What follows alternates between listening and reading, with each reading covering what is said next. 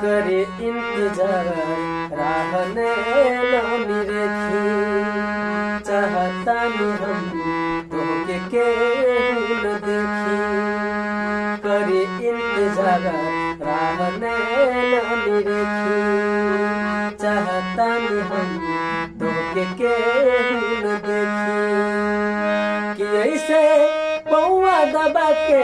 आई हो कि ऐसे पौआ दबा के आई हो बात पायल के पता न चले बात पायल के पता न चले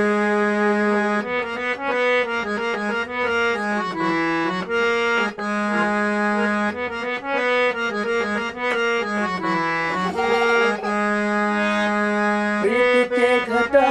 बन के छा जाए हमन में खुशबू लुटई है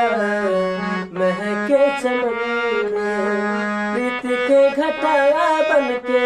छा जाए हमन में खुशबू लुटई है महके चमन में किया के ऐसे बरस जाई हो किया के ऐसे बरस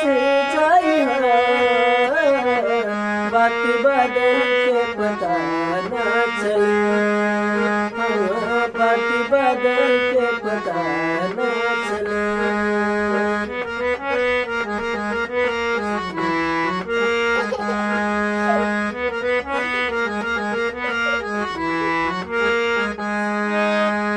सबरी सिंगार जतना काली हजान हो टिकुल के जगह पर साटली हचान हो सबरी सिंगार जतना काली हजान हो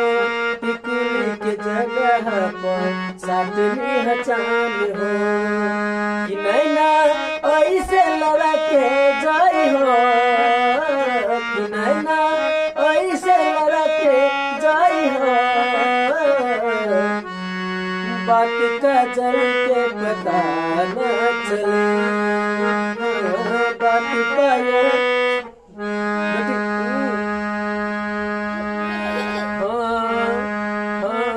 बात का जल के पता